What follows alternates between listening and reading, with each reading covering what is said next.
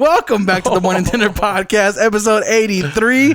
And before we get started with this episode, don't forget to subscribe and then like and then comment. Today we got Tyler Stefanelli in the house. He is a Las Vegas-based production assistant and camera operator and filmmaker.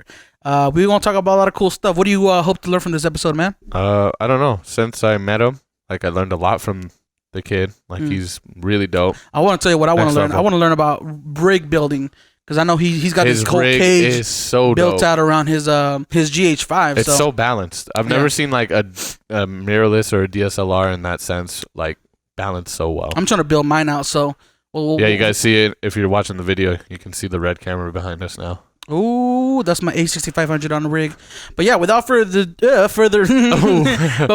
ado, episode 83 of the Morning Dinner Podcast. Every time I come in the kitchen, you in the kitchen. In the goddamn refrigerator. I sure am hungry.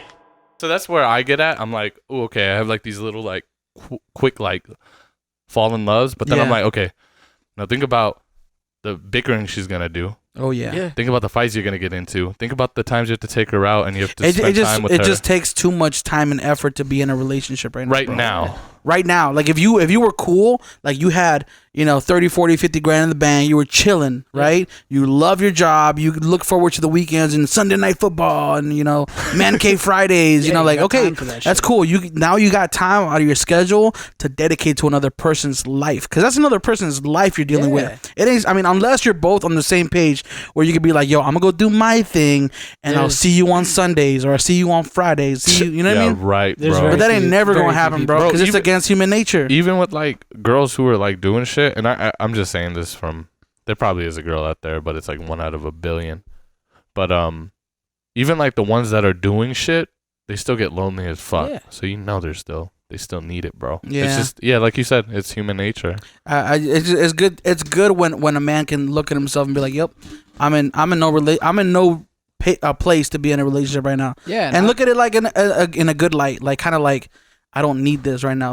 I get thirsty for it. I see a cute girl on Instagram, I'm gonna double tap all day. But it's you also know yourself, where's it gonna go? You know what I mean? And then that way you don't get depressed about there's a missed opportunity. I'm gonna let that go. You know what I mean? Yeah. I feel like I've got so much more work to do with myself. Same right here, now, bro. there's so much learning to be had with myself. There's so much learning and just work to be done internally, and to feel good about myself, to be in that. Are we turning them up on the microphone? Am I not talking? Well, I think you're just low. Because I feel like I'm louder than you. Yeah, you probably are. There you go. There we go. There you go. Oh, hello, guys. Hello. Are we starting? No, we're starting. Now we're starting? But you're smart, Tyler. You don't want to keep any of that? We can. I want to start it with that. I think that's pretty real. That was a pretty sincere moment. Oh, okay. Well, let's just start it again, just in case we decide to edit that out. For sure. What's good, Tyler? Welcome to the Morning Dinner Podcast. What's good, Tyler? Hey, so for people who are tuning in and don't know, man, who are you? Who's this person popping up on the screen right now with the glasses and the headphones? Well, what is Real the Film? I am Tyler Stefanelli. I fucked that up. Do I look into this lens? No, you can do. No. You don't. That's for later. All you do that later. Right now, you can just look at me. Just talk. You can look at Chuck. We're having a conversation between three fellas. Yeah, who are you? What do you do? All right, do it one more time. Yeah. You want me to start from the beginning? Yeah, it was only 10 seconds. This is all gonna, tiger belly shit. This is all gonna stay in the podcast. I'm just letting you know right now. All right. What's up, Tyler? Welcome to the podcast.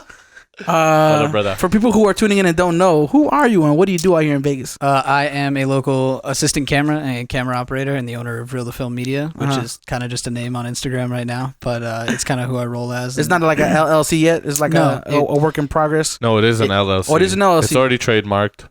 Yeah. Oh, okay, gotcha. Yeah. No, but it'll be legitimate soon. I've got plans to actually, get the website done, get all that shit done. But this whole year's been production based for me, which has been great. I've been seeing you do a lot of work behind the scenes, bro. This year, not even just camera operating, but also I think I saw you earlier this year. You did some behind the scenes photos for Jacob Owens and all that stuff. Yeah, that was cool. How did you get into those opportunities, man? Because that's actually really dope. Just to see you going from place to place, always on a new set, doing something different. It's really, honestly, man, it's all about word of mouth, like I said, since Real the Film isn't really a huge entity yet, and I'm just kind of me. Yeah. It's you show up and you do a really good job and you do it with a smile on your face and people are going to want to have you back on set. Like, and it's supposed to be like word of mouth kind of thing? Yep. Yeah, that's what it is. And if you do a good job and people know that they can rely on you and trust you, that's the main thing. Well, where did the name Real the film come from? Is that like, I'm being real? No, actually. You're like a double entendre? So funny enough, one of my really good buddies, Adam Gallardo, a long time ago, he was like, dude, you got to make a Tumblr. And I was like, all right, for sure. What are we going to call it? And so my Tumblr started as Load the Film. Right. And so and that was taken. And no. It was Load the Film for a while. But then I was like, I always love the sound of film going through, like the whole, it reeling through the camera. Yeah. So, and then you can play puns drum and line. stuff. Yeah. Okay. You do it better. This was. You got a little Mexican in you, huh? All right, sorry. No, but, I don't remember when it changed. I think it might have changed like somewhere around like maybe my freshman year of high school, and then it just always kind of stuck as that, and everybody just kind of knew me as that. So yeah, and your last name is Stefanelli. Stefanelli. Is that Italian? Yes, indeed. Ooh, Italiano. All right, so we're gonna talk about a lot of things in this episode, man. All right, I've known you for a while now. You've just recently met Chuck on a recent shoot that you guys did. Yes, indeed. What was your first impression of Chuck when you first met him? Dude, Chuck is like that dude that you meet that like you didn't know that you needed as a friend years ago. Like you're like, oh, dude, we could have had so many chances to hang out, but he's like the guy equivalent of like the girl who holds your hair when you're throwing up on the toilet. No, dude, it's funny and it kind of sucks because we've known about each other for what, like 3.5 years. Since we bought those lenses off you, bro. Yeah. Oh, let's talk about that story real quick. Yeah. Because for people who don't know, Chuck and I used to have a studio downtown in downtown Vegas, and we were looking to add some cinema lenses for our FS5 that we just recently financed, and I think we were on Craigslist or OfferUp or something like that, and we came across that you were selling. Was it 3 or 2? 2 or 3? I know. I think it was a whole set. I think about like 3. Yeah, it was like 3 or 4. It was an 85 millimeter T1.5 24. That's all we got from you. Or 24 and 85. Did he you had have a another 35? one. I think I sold you the whole set. No, right? It was 3 lenses. I want to, bro. If we did, we lost. We definitely lost the one. lens. If you did sell it, I don't know. Maybe it was 2. But yeah, I bought those when I didn't even know what a crop factor was. So my god! I bought my GH5 and you were like, "What is this? Why is it black around the edges?" Yeah. Well, I mean, this was when I was so novice, and I was gonna get a C100, and I just was like, "Oh, I've saved up a bunch of money. I'm gonna buy gear." And then, I got the GH5 and really, really loved it, and then never bought a speed booster, and then just had those lenses sitting there because they were EF mount, and then I sold those to you guys, and then flash forward a couple of years later. It's crazy that you sold it to us in 2015, and then we didn't really start hanging out till like 2018, 19. You know what I mean? So. Yeah, I remember. I think I started seeing your photography work on on Instagram or something, or through obviously, we also know a lot of the friends. same people because Vegas is very small when it comes to community. I'm pretty sure we follow the same 30, 50 people that are in the same kind of group. Well, we know who's good in town. Yeah, let's talk about how good Rob Chato is. Dude, those are like he's the beast. Dude, him, Jeremy Lee, Galvin, Jeremy Lee. Like, there are so many talented people in Las Vegas that a lot of people that we had on the podcast too, man. Brandon, we had a couple weeks ago. This episode 83. I want to say, and I can't remember, bro. We've had so many people on here. 84 maybe. Try to recall them on. Dude, I know. I remember when you guys started Morning Dinner. And 83? This is 83, yeah. Sweet. 83 episodes later. Yeah. Like, it's great, man. You guys, I love that you guys. I think 83 episodes. So hold on, we've had 83 episodes, but I remember we have had I think only 80 guests. Because Rosemary came on twice. And then we had one we had one of ours that it was just me and him talking. So actually we had like 80, 81, right? They all count as episodes, bro. Chill. So crazy, man. Okay, so I want to talk about one thing. Because one thing that I noticed about you and that I've seen on your Instagram and just from talking to you is you're very big on building a camera rig. Yes, indeed. And then matter of fact, you kind of inspired me to start doing my own. Yep. With my A6500, putting the monitor on top, do a little cage. Why did you decide to build out a cage, or what made you start wanting to decide to do that? So I think it started a couple years ago, obviously, when I was getting bigger assistant camera jobs and I was working with different types of rigs. Like I've been very blessed to be around almost every camera that's out right now, and see how it's professionally done, So I just kind of took a lot of those tools and fundamentals and things that I've learned and kind of applied it to DSLR or, mirrorless filmmaking with small rigs. And so speaking of Small Rig is one of, my favorite company for parts. Shout out to Small Rig. Shout out to Small Rig. They not only do they make, very well thought out products, but at the same time, their customer service is awesome. Their customer service is pricing great. is amazing too. But they also have this thing icing? called pricing. You fuck. Sorry, you can tell I'm hungry. He said icing. All right. Anyways, but so yeah, Small Rig, they've got the Dreamers program, which is something that I just kind of found out about recently. It's called the Dream Rig program, and you can make 3D CAD file your own designs and send them in. And through the Facebook group and through them kind of helping you out, you can build your own custom parts, which is what I have plans to do for this Blackmagic rig. Mm-hmm. It's great. I've only had it today. I've just built this rig today, but there's a couple things about it that I want to change, that I want to add, that I think can be done a little bit better. So, I'll submit my designs, and if they like them, then I'll get them built. But well, here's my question about that. When you submit a design to Small Rig, and they decided to print it or to make it, do they mass produce it, or do you get a cut? Do you get a cut from that? How does that work? I'm pretty sure. So I'm still really new to learning about this. But from what I know, I'm pretty sure that if you build it and you give it to them and it reaches a certain amount of votes, that they will mass produce it and you will get a cut from it. That would suck if they're you use our proprietary software to build this.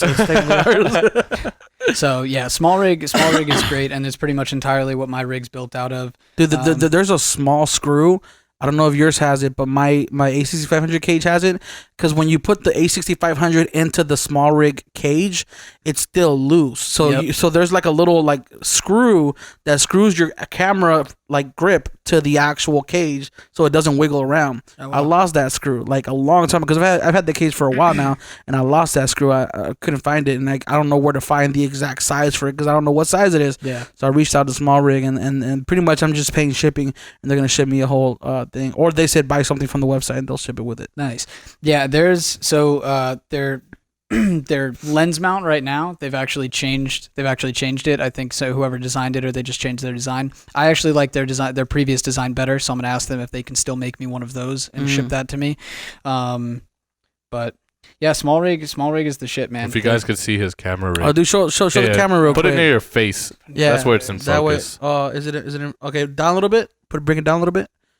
Ooh. Right there. Ooh. Yeah. Is that a red? Is that a red? Yeah, real quick. Do people ever hit you up and go oh man, what camera is that? Is that because they think they see something like that, and they think it's like a red, or they think it's like an Alexa, happens right? All the time. They don't know what a red or Alexa is, but they ask is that a red? Is that an Alexa? Yeah. So the funniest time that I've ever had somebody come up to me and actually say something about a rig is we were filming for a conference down at the Venetian, and we had at the time was the brand new Red Gemini on a Ronin. Yeah. And we were flying that around, and this guy came up to me and he's like, yo man, what kind of camera is that? Is it a T3i? And wow. I looked at him, I was like, this guy's clearly joking with me. And I was like, yeah, man, yeah. And he's like, oh dude, that's tight. I'm thinking about getting one myself. And he was dead serious, thought that it was a Canon camera. And I'm like, I don't know what about that, even that it says red right on the side of it. Bro, that's so trippy. Yeah, that's weird. But yeah, people come up to other guys with regular ass rigs and they're like, is that a red camera? And you're like, no. Yeah. Dude, I built my rig out after seeing yours and kind of put the little rods on it, put the battery in the back, and I showed my best friend. She goes, "You bought a new camera?" She's like, "That looks expensive." I'm like, "It's the same camera I've had. I just put it on a shoulder kind of rail system and the battery." Real quick, can you show me what's going on over here, man? Dude, what do you have going on? Absolutely. So there's a couple fundamentals to rig building, right? Okay. At least you want a good lens support if you guys are rocking heavy lenses, or a Metabone support, so you're not damaging your mount in any way. Does that also help with the stabilization of the footage or anything, or no? No, not really. The more weight that you add to your camera, the heavier the camera is, the more stabilized it's going to be. That's why. When you fly cameras on gimbals, you want to operate towards the heavier end of the load because the motors will usually perform better. Oh, really? So if you put a A6500 with a pancake lens on a Ronin M, then you're gonna really. I didn't know that. It'll start to freak out. It's not gonna do as good as if it was a heavier load. Yeah. Oh, it'll start to freak out. Like a real gimbal. Like when I first started, I bought the original Ronin for $3,000, which is absolutely ridiculous now. You crazy. It's fucking stupid. It's like $400. Yeah. The way that not only drone technology, drone technology and lighting technology has evolved, like the way that just the whole industry's evolved in the last 4 years and how inexpensive things have become is wild to me. But and when I saw Aperture was the first company that was like, we're gonna take this $2,000 light and give it to you for $800, $1,000, or $700, right? Yeah. And then you see companies like Godox. We're gonna take it a step further. If you can deal with a little bit of noise, we're gonna give you that same price for $150. A little bit of tint. Well, $150. That Godox SL 60 watt. I got them. Have you messed with those? I haven't yet, but honestly, well, I mean, aside from the wedding that we just shot, I haven't really messed with them, but. No, they seem really solid. And when I was looking up alternatives to Aperture lights, those were, coming up in a lot of YouTube videos. Yeah. So, but I don't know. I always try to buy new and I try to buy quality because, then you buy once and you don't have to worry about it. But I mean, it just depends on what you're doing. If you're doing a lot of studio shoots where your gear's not getting a lot of wear and tear, and you don't have to worry about like what's the word I'm looking for? Rigidity? Yeah. Rigidity. There we go. You're not looking for that out of your, I buy cheap and buy often. That's my motto. I know. Because that way, I don't know if I'm doing video next year. I buy cheap because I don't know where this is going. I don't know what it is. I'm testing the waters right now. But sorry, you were talking about your rig. My bad. So, actually, let's go back to the point of, you talking about how your camera slides around, right? Yeah. You always want 2 points of lock, right? No matter what you're doing. If it's from the tripod plate to your 15 millimeter base, or if it's to the base to the camera, or if the camera's inside the cage, you don't want it to screw. You don't want it to slip around. So actually, with their Blackmagic cage, Blackmagic underneath their cold shoe mount. Actually, I'm not even sure if it's a cold shoe mount. But yeah, they've got a 1/4-20 on top, and then not only that, but on the bottom they have a 1/4-20 with 2 locking pins on the side. So Blackmagic thought ahead for this, and they actually have right next to their 1/4-20, they have 2 small little holes that pins go in. So even if you didn't screw it in on top, you'd still be your camera would still be locked inside. So yeah, because the kind of goal of building a proper rig is that you don't have to worry about anything else. You're taking away as many things as possible so that you can shoot the best that you can. You don't want to be worried about battery. You don't want to be worried about struggling to see your image or making sure things are in focus. You don't want to be worried about audio or memory. Like, it's just the more stuff that you can take away from the process, it leaves you to focus on the fundamentals. So why would somebody build their own rig versus buying like a Sony FX9 or FS7 and having everything built in body? So it's just it all kind of boils down to your style of shooting, right? But for building your own rig, I like it because it's personal. Like, even though these rigs these parts are readily accessible, across the world, and people have probably built rigs exactly like mine, there's still things that, make it my own, and it's my style of shooting is handheld.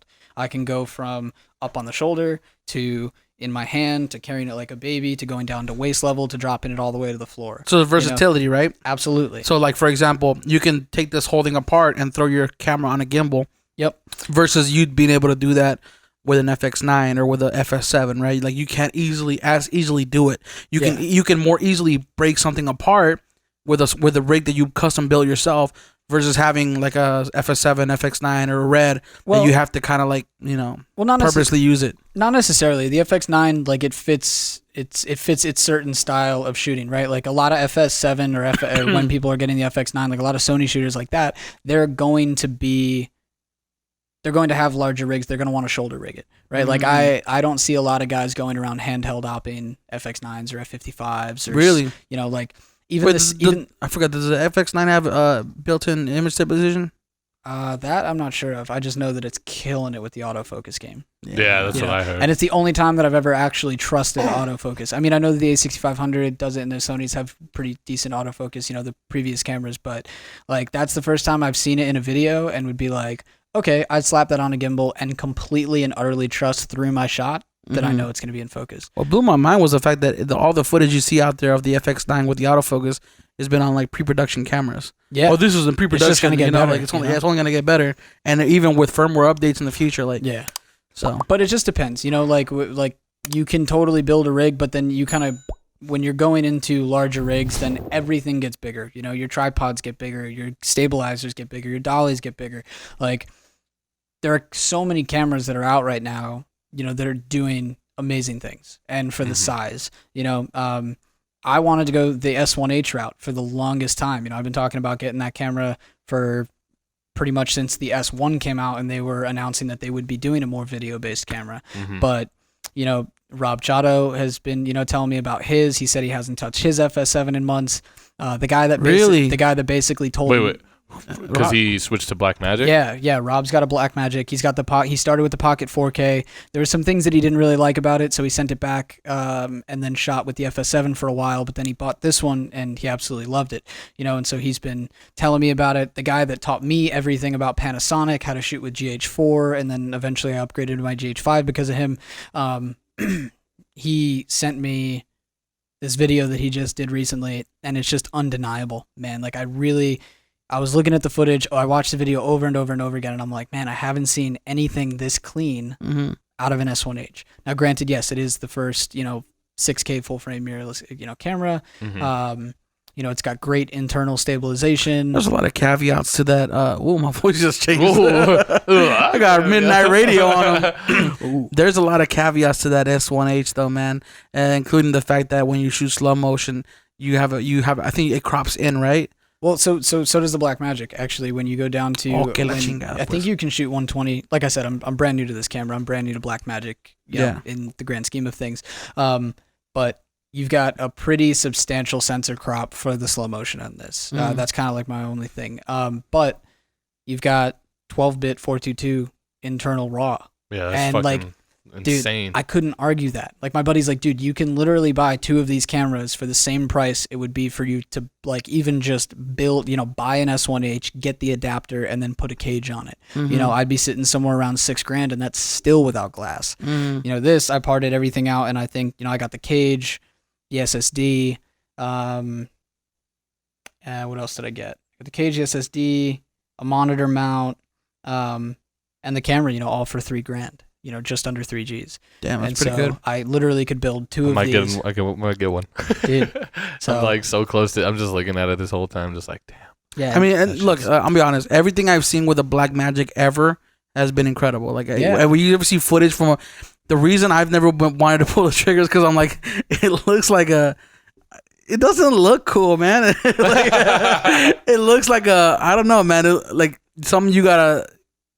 Yeah, it looks like a Game Boy Advanced. You know what I mean? Game Boy. It looks like a Game Boy, bro. That's what know. It does. And somebody hit me up about it. I had probably 10 people in my DMs today asking me about it and my initial thoughts. I was gonna DM you when I saw you post the Blackmagic on your story, and then I was like, he's probably working on some gig and he's using it. I was like, oh crap, you bought it? Okay, so you're going Blackmagic. Yeah, because I've wanted to upgrade a camera for a while, and then it just it seems like when I buy gear, everything lines up. Like, I have the money, I have time to shoot, and then, get a new camera, you get creative again. You're like, oh, what can I go shoot with this? How can I use this? And, so far, I mean, just with messing around with it at the house, it looks great. But UPS lost my SSD in the mail today. You don't have any CFast on you?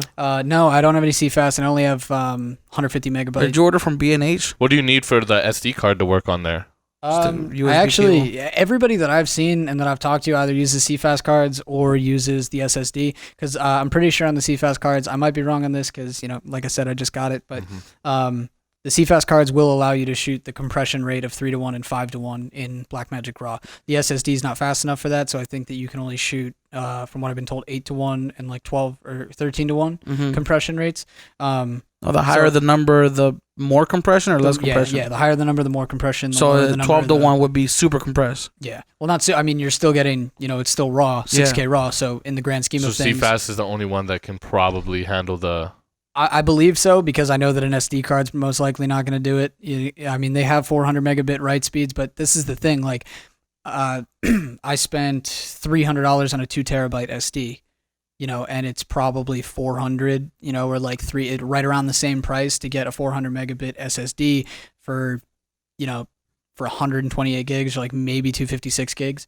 Yeah. So you're getting so much more space and write speed and, download transfer times. It just makes sense. Yeah. I remember the first time I saw one of these Samsung drives, I think it was I don't know if it was the T8 or the S8 or something, but Rob Machado had it. And we had filmed a 3-camera interview segment, and it was like 4 different people. Each of the interviews were about maybe 10-15 minutes. We were filming 4K, and like by the time that I was done breaking everything down and getting everything packed up onto the cart, like he was done transferring. Mm-hmm. And you normally run into the problem of, I got to go home, I got to switch it to the drives, and then I got to switch it to their drive, and these drives just work. They work so quick. Yeah. So it's a workflow that I'm completely new with. DaVinci Resolve, they sent with this for free, so I got to get into the whole Resolve game and learning how to edit and color. Man. So it's. How about the overheating? So I haven't heard of this camera overheating. The fans do come out of the bottom, and I don't know if you guys can see, but the fans kind of come out right here. And the cage itself kind of blocks that, and metal does heat up. So if, you're filming when it's hot outside, the metal heats up. It's not going to cool off maybe as fast. But I haven't shooting outside in Vegas in 110-degree weather. Terrible. If it has a fan, it's already leaps ahead of a lot of other cameras because A7 definitely don't have, and plus their body size. Oh, the A6500, bro, forget it, bro, because they're you so ain't shooting small outside during the summer. They're so small they can't cool down fast enough. That's why it's just like they're. The FS5 though is a beast, bro, for the summer. Oh yeah, I used to shoot outside in 115-degree. I've never had one. I've never had an FS5 or an FS7 overheat, but I have had Atomos monitors, A7Ss, A7Rs. I've had all of those outside. It's trippy how freaking inexpensive it's gotten since the Mark II came out. Yeah. Because now you can get, like, if you find a good deal, you can get the FS5 for like $3,200. Probably even cheaper. Probably even cheaper. Yeah. Dude, my buddy got his nuts. FS7 from... FS7? Yeah, he bought his FS7 like maybe 2 months ago. No, it was FS7 Mark II, actually. That's what it was. FS7 Mark II, and he got it for like $7,300. Damn, that's like a brand new 1DX Mark II. That's crazy. But dude, like you look at it, I think when that came out, the FS7 Mark II was what, $11,000 for the body, So he got it for $73, and it came with accessories like the handle and the viewfinder and all that shit. That's the deal I'm trying to find right there. Yeah, and I with the FX9. I filmed a couple gigs with it. I like it. Yeah, FX9. No, or the FS7 Mark II. Oh, yeah. And I filmed a lot of gigs with the FS7, and I mean that's what Chato shoots on, and his shit looks absolutely amazing. But you've shot on Reds and. Yeah, I shot on I think the only what camera. What is it? Aries? How do you say it? Ari. Yeah, so I haven't shot on the RE65 or the LF, but I've shot with pretty much everything under that.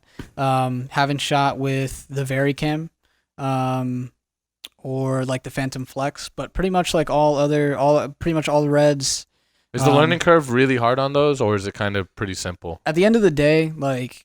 A camera's a camera. Mm-hmm. It just really boils down to like the menu systems. Yeah. Sometimes they can be confusing, but for the most part, it's still just a camera. I heard Red is super simple. It is. Everything's on your screen. So it's like the Blackmagic almost. Yeah, and that's what I love about the Blackmagic is that everything is right on the screen in such an easy, intuitive, simple menu setup. All the buttons are right where you need them to be. Yeah, it does kind of look like a toy camera. And I had somebody slide in my DMs today, and he was like, "Let me know what you think about that little toy." And I'm like, "It's not a little toy when you see the footage that it can put out." Call him out. Call him out. Who was it? Rick, the director. Oh snap! I don't know him personally. He's actually he's a cool director, guy in town. That I've done a couple music videos with. He's actually the director that shout out to him. He let me drive that Lamborghini Huracan. Damn. On set. Oh, hell yeah. Dude, that was... Shout out to him. Baller boy. Yeah, I was like, "Hey, Rick, you gonna let me whip the Lambo?" And he's like, "Yeah, sure, here's the keys." I'm like, "All right, later." So I just... Yeah, dude, I think I hit just over 100 at the top of third gear. It's crazy. Now, when you say Lambo, you mean a Lamborghini, right? Yes, indeed. Lamborghini car. Yes, indeed. This is one of the fast ones. Yeah. Not a toy car. 620 horsepower. Yeah. Nice. Those cars are sweet. Nice. Teslas are faster. I want to talk about you because you derailed. Yeah. But let's talk about your rig here. What do you have going on? What is important to have in a camera rig, and why? Okay, so I think like some of the main fundamentals are balance, right? Like balance. It has to be a balance rig. This is something I just found out about a couple of days ago. So if you as an operator want to have the most longevity, right? going through your day. And if you're fighting the camera or you're muscling the camera, that's obviously going to take down a lot on your longevity. Mm-hmm. So you want your camera to be balanced, left to right and front to back. So when I pick up my camera, and this is a new build, so I'm still getting a little fresh with it, but if I just hold it by the middle, it's not leaning too much forward, not leaning too much back. Yeah. That's what you want. Yeah, because it's like balancing a gimbal. Essentially, you want it to have even weight on all sides. Because plus it also helps with stability, right? To a certain extent. Like, because I remember that one guy was talking about it with the Easy Rig. He was just like, is that what it's called? What's the thing that pulls down? Yeah, Easy Rig. Yeah, he was just explaining like how you want your center of gravity on a heavier camera to be the center, of course, and how like you can get that dope handheld look. Yeah, if your rig is properly balanced on an Easy Rig, you will get some great footage. But if it's front heavy and you're still like, the idea is that when it's floating in front of you, it should just be floating in front of you. It shouldn't be tilted. It shouldn't be, and that's it's not I wouldn't say it's an easy thing to do, but it's not an overly hard thing to do. You just have to know what you're doing.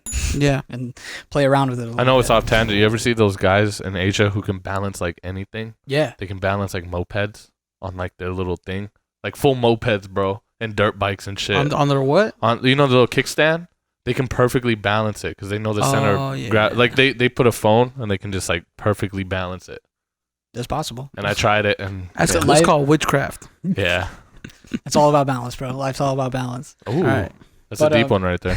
Walk us through. But other than that, like another thing for me, and this is especially coming from the assistant camera world, is keep your cables clean. And also, I mean, that translates to, grip and electric work too. Like nobody wants dirty cables and just shit laying around, Yeah, cable management. You just got to look clean, and that's what I love about cinema builds, especially like the red interface, because everything just kind of buckles together and the power is all integrated, so you don't have any cables, and that's kind of what I wanted to model my rig after, is a handheld red setup, because it's just the most, in my style of shooting, it's just the most versatile. But what else? Getting adequate power is really important. So rocking a V mount or a gold mount off the back of your camera. What's the difference between a V mount and a gold mount? So it's basically just the mounts. It's just the mount type? Yeah. Okay. So a V mount is one locking point. It just, slides down onto it. And then gold mount is three different, gold. Is there actual gold in the mount? So, no. Or is it like the name of the guy? Actually, no. I don't know who created Robert Goldman. I'm just making it up. Now I'm going to go for that. Who made these? Robert Goldman? Mr. Gold Mounts. Yeah. Robert Goldmount. The company that I like for mounts is Indie Pro Tools. They're out of New York. They're really cool guys. I got to meet them at Cinegear last year. Nice. And then for my choice of batteries, Anton Bauer, if you got the money for them, they're the top of the line in my opinion. But if you want a somewhat more of a budget, go with Core SWX. I have nothing but great things to say about that company, man. The first battery I got from them, I thought that it was, I thought I had an issue with their battery. Turns out it was an issue with my battery pack. But not only did they send me back the diagnostics of my battery and telling me, obviously, that what wasn't wrong with it, but then they were like, yo, we've got some really good in-house, electricians and tech guys. If you wanted to send that plate to us, we could check it out and see if there is anything wired wrong or like, wow. And I was just like, dude, that's like customer service. That's like, next level. Wrong? Huh? Yeah. Huh? Was it wired wrong? No, actually, what it was I bought a cable and it didn't have, on D-taps, you've got a flat side and a curved side, and this side it didn't have a curved side, so you can wire it backwards. And so I got the cable, plugged it in, and my positive was to positive and negative, and I turned my battery plate on, and I fried my $2,000 follow focus. I fried my GoPro because that was attached charging to the battery plate. And I fried my monitor cable. Thankfully, it wasn't plugged into my monitor. And this was all a day before I was supposed to film Life is Beautiful. So I turn around and I come back and there's just a huge cloud of smoke. And I'm like, that's so fucking. Do you have any video from that? No. You were probably too scared to film it. You're like, dude, I was devastated. And I was like calling everybody, like trying to figure out what happened. And then, so moral of the story is triple check your D-taps. Make sure positive's where it needs to go. And wait, but you said that Indie Pro Tools, they went ahead and fixed your actual battery mount too? No. So it wasn't the battery mount at all. So that's what I thought it was because I don't know shit about electronics or So what was it? Management, but it was the cable, the aftermarket cable that I had bought. So that's the thing, buy quality, don't try to cheap out. And But yeah, Core is great. They've got great batteries, but it allows not only my camera but my monitor to stay powered all day long, and I don't have to worry about it. No, I've seen. Sorry, Chuck. I'm gonna cut you off because I want to get this out. I've been thinking about this question for like the last 10 minutes. He's looking at it. Why are some batteries like $500, $600, $1,000 versus like on Amazon? The one that I have cost me $118, $100. So that's a good question, and I'm gonna try to answer it. And why do some? Is it because I know yours has a monitor or like a screen on it? Yeah. So there's different types of batteries. There's different types of watt hours. Some of Core's new batteries actually give you like battery diagnostics, like output. They've got the screen and stuff on the back of them to tell you runtime. But I probably just boils down to build quality. The internals, and then the Anton Bowers that I've used mostly are my buddy Galvin's, and they've got like a soft touch on the back of them, and you can cycle through like all like menu items like on the battery. But yeah, I think it probably just build quality. Mm-hmm. So why would you have to like cycle longevity. through things? Like just like more power for something? On those, one's like a runtime. The other one is like voltage that's coming out of it. So like with higher end cinema cameras, like they need obviously a certain amount of power to run. Some RE cameras I've seen have an actual like a readout on the side of the body. Does someone have like a breaker too? A what? Does some of them have like a breaker where like if you were to plug in something that's gonna draw safe stops less or more I think that's power, it will stop it. Like safe stops. Yeah, I think because I know like I was telling you about if you plug in my A6500, which uses a 9-volt battery or power source. If you plug it into the 12-volt, you'll fire the camera. I think that some things are built in with surge protectors. Like I do believe that my GH5 or the cable that I had to my GH5 had a surge protector in it because it shut my camera off when it fried everything, but it didn't fry my camera or the battery cable. So the battery cable still worked afterwards, and so did the camera. So which leads me to believe that something either in the camera or the battery noticed the change in voltage. But no, it's really easy to fry shit. It's really easy to fry shit. So that's the only reason I was scared to like try to do it, man, because I was like thinking about. I never had to think about it. You're running an A6500, A7R2. Just put the batteries. Just put the little batteries in there, but they last 30 minutes, man. Like, we had to have like 10 batteries on hand, bro. Every time we went to go to a shoot. I have so many A7R2 batteries. And then some of them like over time because they were like wasabis or whatever. Yep. They would not charge up to 100%. So they would like be or they like lose 70. their charge, because they're like just ghetto. Because like mine do that now. The wasabi ones I have, like I'll put it in. It says 100. I'll be shooting for like maybe like 10 minutes, 20 minutes, and then I'll look and it's like 43, and I'm like, yep. What the fuck? Yep. And some get fat too. They get big, bro. If you overcharge them or something. Yeah, don't cheap out, people. Unless you want to keep buying and fuck up the earth. Also, don't plug in to the wrong power source. Like make sure it's like the right voltage. just like batteries on cars. Yeah, always double check that you're plugging in. Yeah, to the right side. Oh man. But no, mainly, man, it's just So you got a monitor on there. You have a battery. You have a top handle.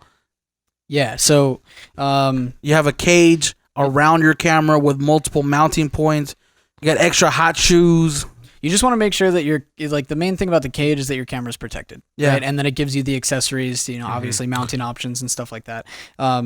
Right now I'll be upgrading to a 7-inch monitor. I'll be switching over to gold mount. What about a matte box? You gonna put a matte box on there? So JTZ makes a really good matte box. JTZ? Yeah, it's they are kind of like modeled after the Tilta, like carbon fiber, like matte box. They've got a handle on the top that you can grab. They're the Godox.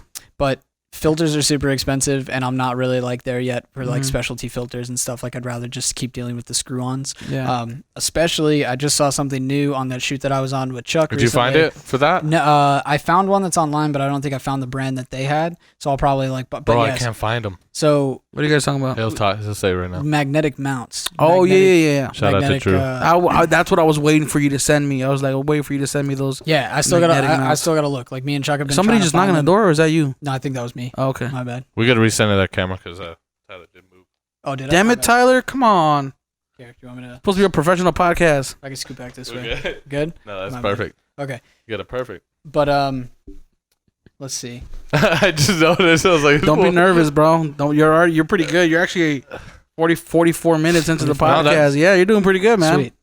All right, I'll probably start. I know you were fidgeting over yeah, here. so go back to like the magnetic because if you guys don't know, like we were on the shoot and somebody literally had this ring You know, where you usually have to screw on a ND filter, but it was magnetic and it just popped on and it was on there like tough. Yeah. And all you have to do is just give it a little force and it comes off. And I was like, bro, that's so genius. It could probably be knocked off, you know, like if you brush past something or like you really hit it. But for the most part, like, and I mean, I treat my gear really, like I try to treat it like royalty. So I make sure it's not bouncing into things. And, but yeah, I mean, it's like I said, it just goes back to the easeability of everything, you know, being able to just. It's all about time. Yeah, especially if you're a one and gun, you know, run and gun man, just like one man shooter, you know, it's. You want to be quick, you know, you want to be efficient. You don't want to be held up in front of clients or them wondering what you're doing or you having issues. Like, I like to show up, shoot the shit, have a good day, and go home, you know. And I also heard that when you build your rig, you're supposed to be able to shake it around and have nothing wiggle around, like nothing loose, right? Yeah, you don't want anything. And then if you're going on a shoot where, say, maybe you're on an ATV or you're in a UTV or you're in something that's gonna be bouncing around and moving around a lot, you want to double check all your bolts before you leave the house. Because I was actually last time I went on a UTV ride, I got to the end of the UTV ride and like I was missing like 3 bolts. Like literally just like the bouncing, you know, just like it shook the bolts out. So see, that's why I like the new small rig handles that have the Allen key wrench built into it magnetically. Show them real quick. Yeah, so Damn. the pocket cage has it too. They got it right here. Ooh. Oh, that's so nice. Yeah, see on top, that top handle has an Allen wrench. Wow. That's so fucking simple, but it's so genius. Bro. But Small rig kills it because they also have like the little, this key thing, you know, yes. They have that at the bottom of the small rigs now. I was like, damn. Yeah, small rig is the shit, man. I got nothing but good things to say about them. And yeah, I'm waiting on an email back from the Dream Rig team right now, just about, because like, so I've used this app recently called Shaper 3D, which is an iPad app. It's an awesome 3D CAD design app, and it's got almost all the formats to export 3D CAD files into other design softwares.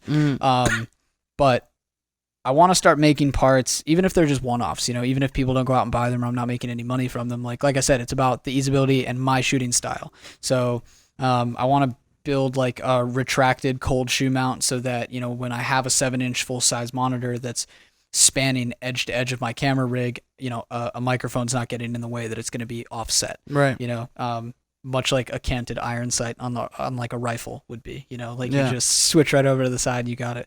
And then also probably a new mount for my Sennheiser Lav. And then eventually, I'll probably add a Teradek system to this, so I can just have wireless output to client, so they can see what I'm doing. Did you see that? Remember the one I sent you? It's like $600. Holland. It's like Holland Day or something. Hollyland. Yeah. So Hollyland's cool. We actually used Hollylands on this this Chinese feature. How did they work? They actually worked really well, man.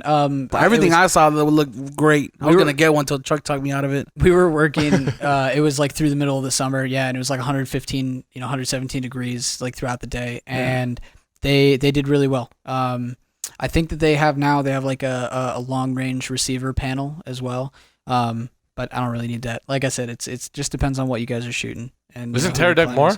Teradek is, yeah, absolutely. $2-3 for a Teradek, bro. Yeah. Bro, but now Small HD, I think, I don't know if they're the same company now, Small HD and Teradek, or they work together. Yeah, so they offer the small rig or the Small HD monitors with the Teradeks built in for like a director's monitor, stuff like that. Yeah, it's the 703 RX and TX.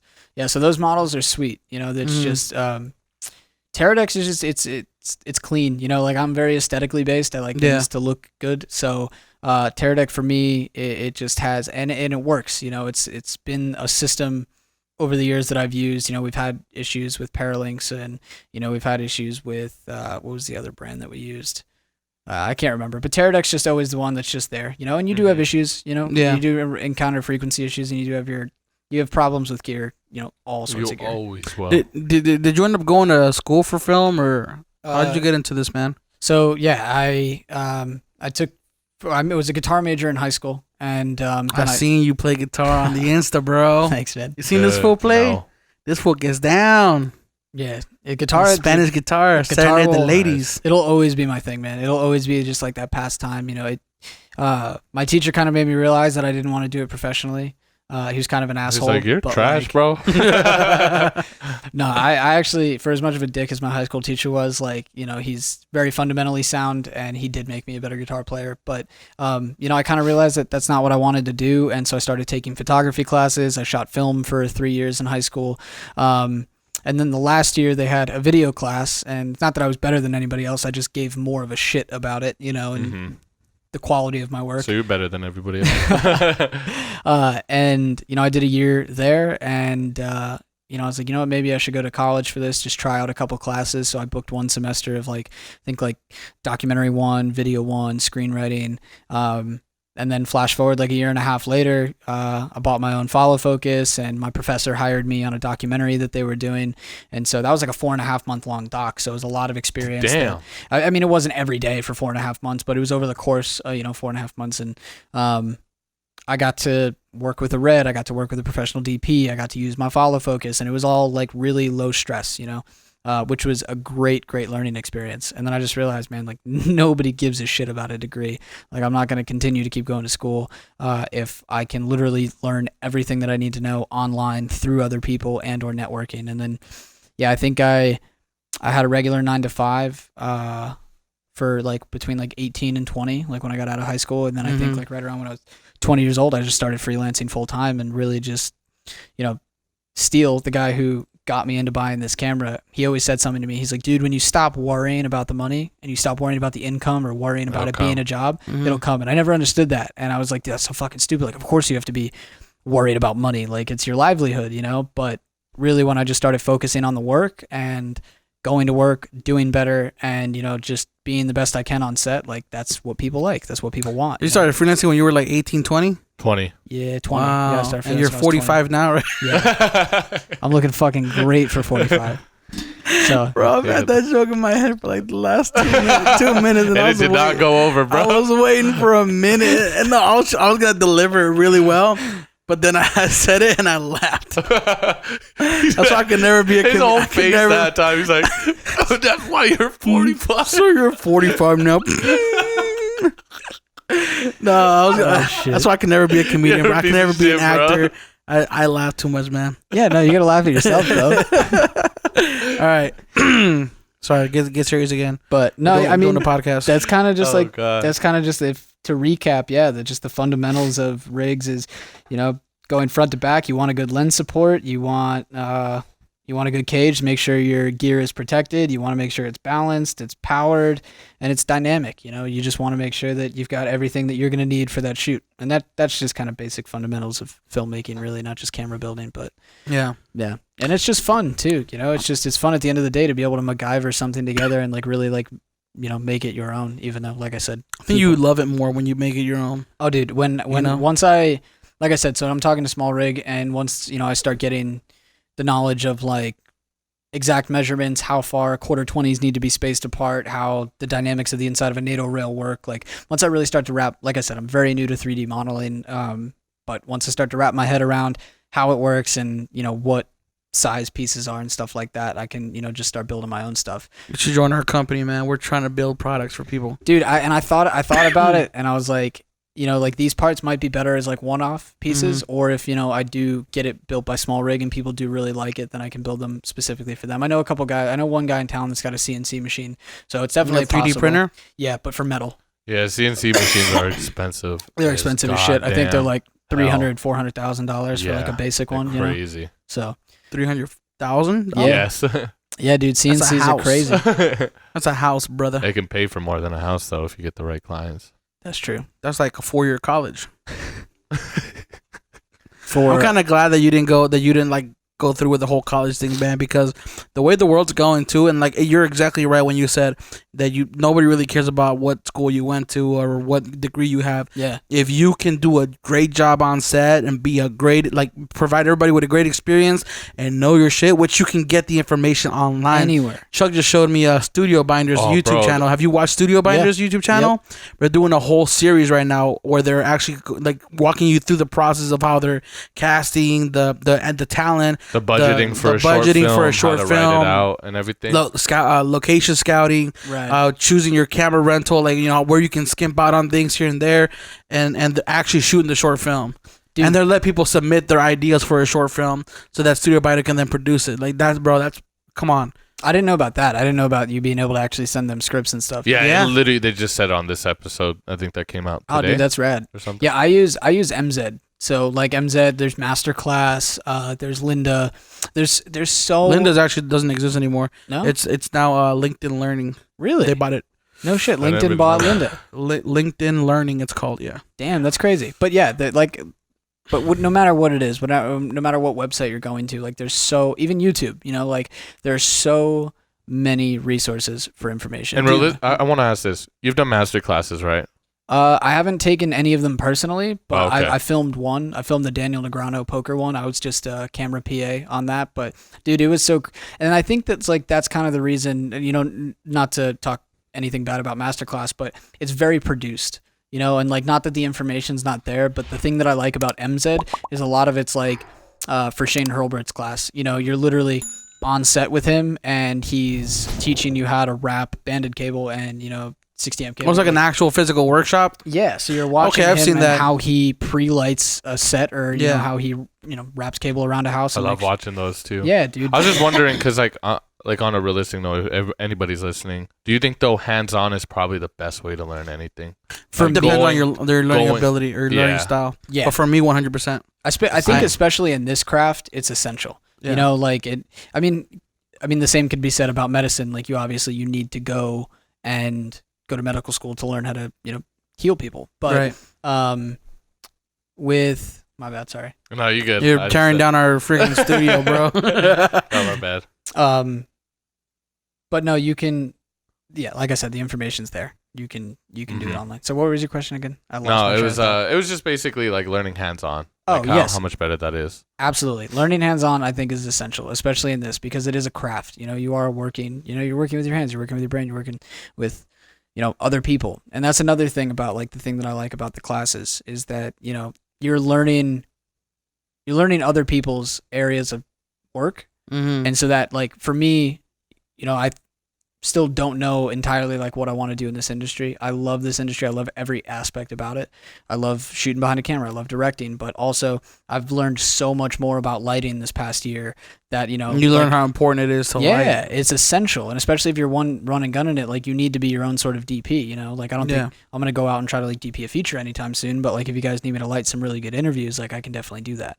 But yes, learning hands-on and just you can sit on YouTube and you can watch videos all day about a camera or about how to write a script or how to go out and location scout or all the fundamentals of it. But like if you don't go out and actually do that, then you're never gonna learn. Because there's so much. There's like time constraints. There's stress. There's anxiety. There's so many other like variables that do affect you way more than just being in the comfort of your home and learning a master class. That's why it is like. For sure, try to do as much stuff for free or do PA gigs, which, get you money. But you can also see a lot how things go on and how people do things and all that. And I wanted to ask, like, how'd you become, like, you just started filming when you went into the freelance world, like, immediately? What line of work did you start off doing when you started freelancing? Or were you ACing? Were you, like, whatever came, or was it, like, music videos? Was it... You were just helping somebody roll up cable. Like, what was the thing that you started doing? So, dude, it was literally anything I can get my hands on. He was a fluffer. You fucker. That's how I got started in this film industry. Is I started fluffing. That's how you have to start. That's not a real role, actually. I found out. Is that? It's not a real role. Yeah. Is it not? I mean, people will do it, but it's not like you don't get paid to do it. Like it's not like a title. Like you're not on the cast. Usually your producer will get their hands dirty. Or your call sheet. The director. Fluffer, 7 a.m. sharp. He's first on set. You can't schedule things like that. That's the thing. Sorry, man. Go ahead. I had to do like a little comedic break there. It's all good. No, just anything I can get my hands on, man. I think in school it was just you fucking. He's sitting trying not to laugh. I was not trying to laugh, but then you said hands on. So that's the first thing I think about. Any job that came my way, I took it. Let's put it that way. No, I was ACing, doing very basic AC work, like right out of college. AC is assistant camera, right? Assistant camera work. I was PAing, doing a lot of PA work, which is great. Like PA work is a lot of people think it obviously, it's the bottom of the barrel. It's the grunt work. Or it's like menial, but like PA stuff, like for the most part, like as long as you can follow directions, you'll survive as a PA. Like, if you can't be a PA, you can't do anything else in this industry. Mm-hmm. You don't have the responsibility to do it. I'm sorry. And I've worked with PAs that are like that, and I'm just like, man, like you won't survive. You're gonna get eaten up. You know, because 100%. It is like on big professional sets, things move quickly and shit is serious. You know, like Alex White, he's a Steadicam op and a great camera operator out here. He also makes amazing pizzas. Which I've been trying for the longest time. But you haven't tried, so how do you know? I've just been busy, dude. Literally every time this dude's had an event, I'm like, I want to come out and film.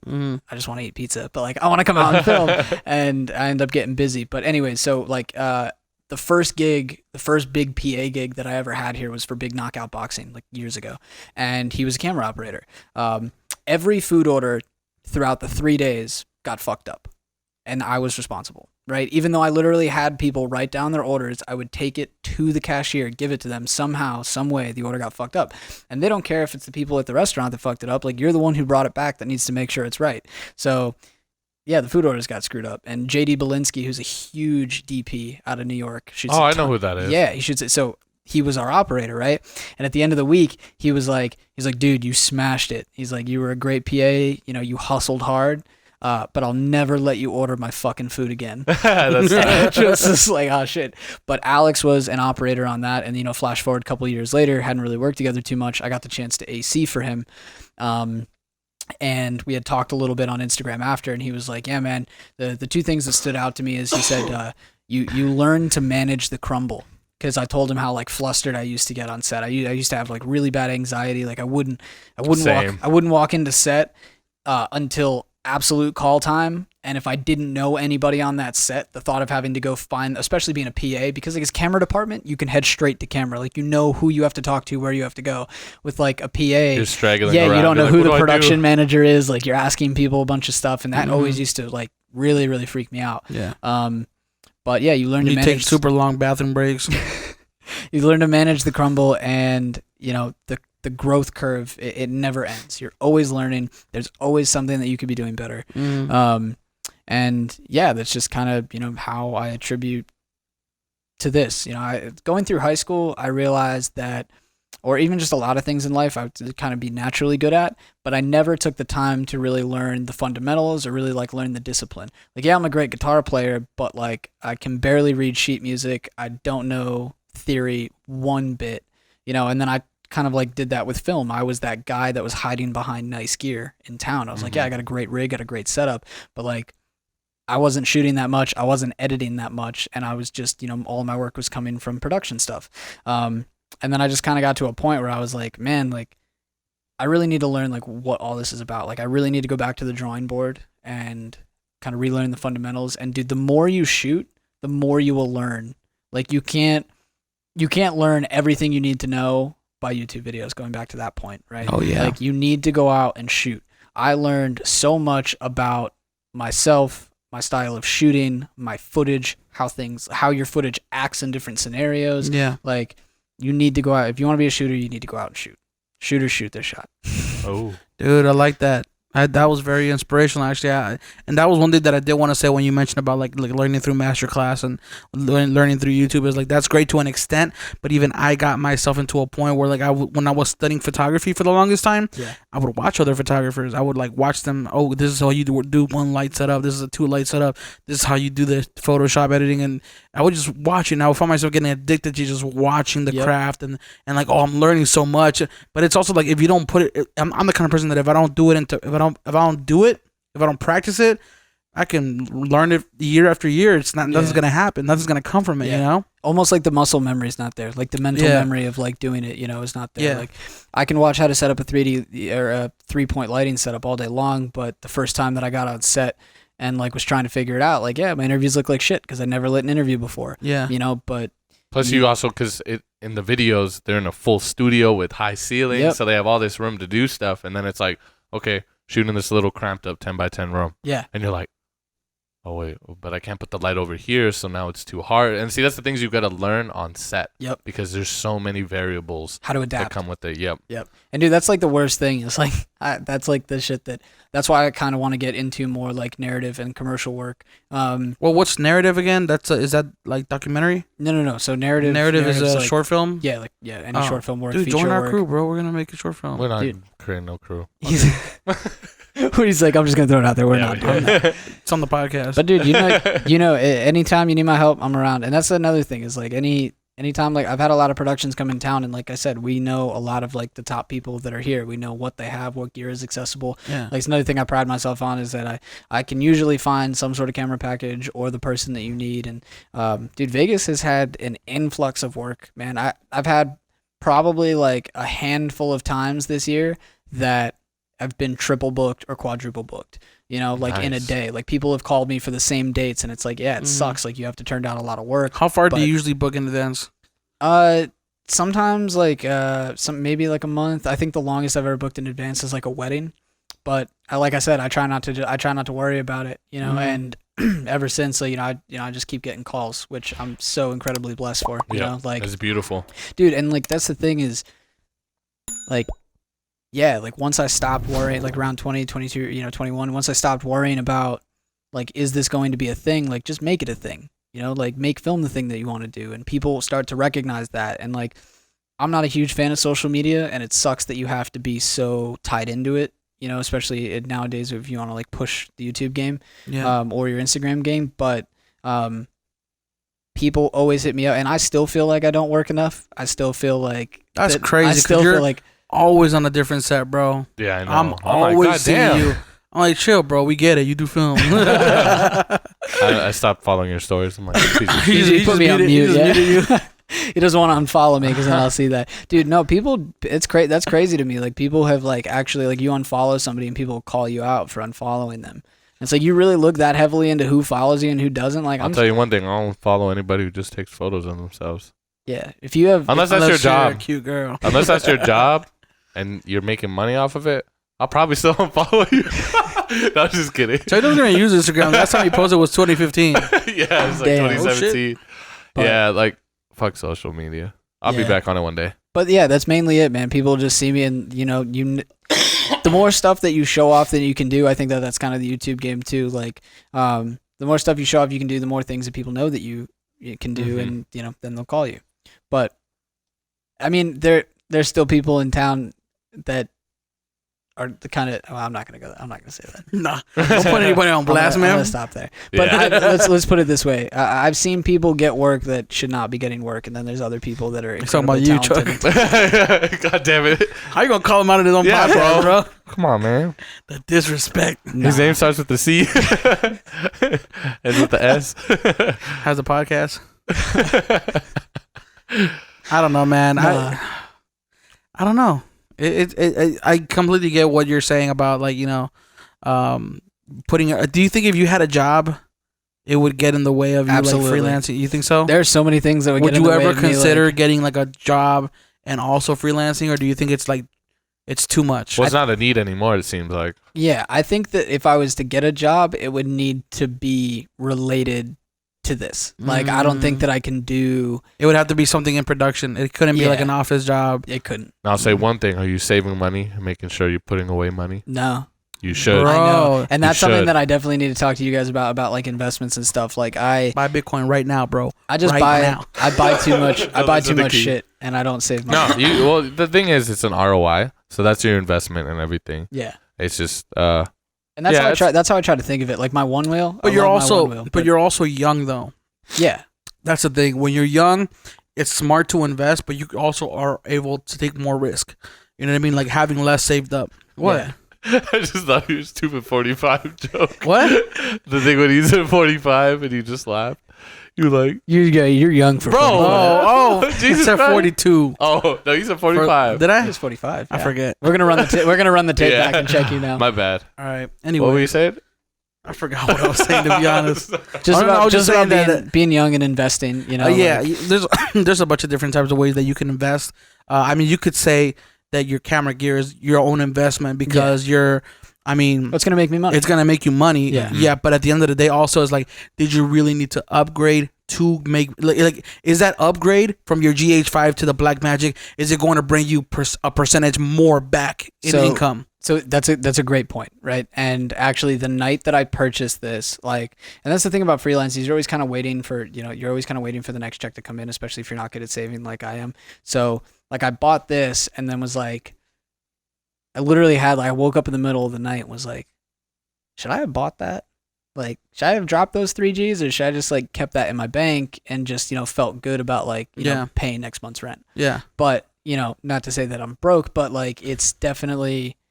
You always think that when you're keeps buying you on gear. your toes. Yeah, you're always thinking that when you're buying gear. You're like, oh, what could this go towards? It's gonna. Hopefully, it gets worse for you as you go. Where it's now it's not. Oh shit! I just spent 300 or 3,000. Am I gonna struggle for money? Next time it's gonna be you have 5,000, 6,000 saved up. Yeah. And then you spend 300 and you're like, oh, should I have spent that 300? Yeah. That's where you want to be. You want to be at the point where it hurts you to spend money. That's the mentality, you know what I mean? Because then you can really justify your expenses. I'm still getting better at it. Every time I want to make an impulse buy of $800, $900, Chuck's like, no, don't do it. You don't need it. Well, my buddy made a really good point. If you can't buy it twice, don't buy it. Oh. Yeah. So I thought about that, and I was like, I can't buy the S1H twice right now, but I could buy this twice right now. So, somebody is at the door. Did you invite somebody? Bro, I'm scared. Is that your brother? We got somebody at the door, people. Chris, if it's you, just come on in. It's Chris, bro. Yeah. Is it? We better hope it's Chris, because I don't have my gun on me, Keem. Sorry, guys. That'd be a crazy ass podcast episode. That somebody would be breaks somebody into just your comes house. in and murders us. No, they wouldn't murder us. We'd beat the shit out of them. Yeah. Nah, it's probably your brother. You can't have that dying mentality. Aw, dude, what the hell? Did your best friend ruin the party? My best friend. What? How did you know it was at Chuck's house? Lucky guess. No, she actually is tracking you on your phone. You've been texting me. Oops. My bad. I didn't see your text. I have my phone on silent. No, you're good. You're in the background now, Felicia. Way to go. Well, I think we're at the end, but yeah, we're kind of wrapping it up. I think. But yeah, man. Yeah. But where were we at? What was our? What we were talking about? What's our last we thing? thought we were gonna get murdered. Yeah, I was like, oh damn. That knocking was scary. It was like, tick, tick, tick. Oh yeah, we're talking about budgeting and saving and making sure that you don't overspend. And if you're gonna buy something, make sure you can buy it twice. And I guess for people who are listening who want to know why I say this or why we're saying this is just don't put all your eggs in one basket. I know this is kind of really out there, but what if you did go blind? Yeah. Don't do camera work no more. But if you were learning directing, if you were learning writing, if you're learning music, if you're learning. If you wanted to keep it in the creative realm, you can still be doing other things and figuring those out. Because you can still write. Yeah. And like I said, man, there's I love this industry. I've had a lot of people ask me oh, well, what do you want to do endgame? I'm like, well, I don't know, man. Directing would be cool. DPing would be cool. But I really. What about just doing what you're doing now? Exactly. Like right now. Why do you have to go to the next level?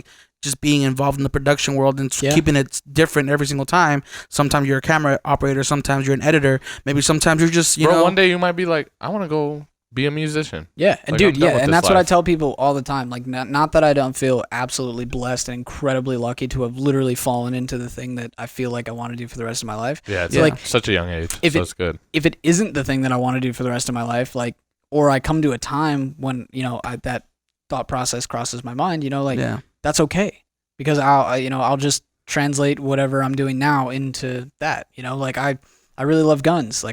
I would totally love to be a firearms instructor or just get deeper into the firearms culture and maybe just buy a cabin in the woods. Do you want to do an action movie one day? Oh, dude, yeah, absolutely. I've got this artist right now that we're talking to about a music video. Hopefully for next month. We're just trying to get the budget and logistics figured out. No, he's kind of use all your guns. He's kind of like he's kind of like trapper, G-Eazy type guy, really slick back. Oh, so he is a good looking rapper. Yeah, but it's kind of just like a basic story, like damsel in distress kind of guy comes to help her out, but I kind of want to get I want to get my buddy Galvin on that. He's a fantastic DP, and that's another thing, work with people who can do your job and or jobs that you want to do way better. Because that's why I work with Keem. Yeah, because then you just learn. That's why I try to surround myself with the best people in town, is because I want to be learning, the best tools, the best tricks, the best, it's all. It's the constant growth curve. Yeah. You're never gonna stop learning. 100%. Well, thank you for joining us on the podcast, Of brother. course, dude. Thank you guys. Next for time having we'll us. talk about depression and all that. I got depression. We'll slide away I got from the camera depression. rigs Yeah. and we'll have some real talk. We're gonna put all your information in the description down below for people to check you out. Sweet. Thank you for joining us, and anybody tuning in, make sure you watch the video on YouTube because that's where we get our analytics and all that good stuff from. Go check it out. Yeah, peace. Love y'all. Every time I come in the kitchen, you in the kitchen, in the goddamn refrigerator. I sure am hungry. That wraps up episode 83 of the Morning Dinner Podcast. If you guys are still watching and still sticking around, thank you, and don't leave yet because if you haven't yet, don't forget to subscribe and then like and comment and like. And yeah, guys, that was a dope episode, man. I really enjoyed my time here with Tyler, and we learned a lot of stuff. As always, we'll catch you guys on the next Morning Dinner. Love y'all.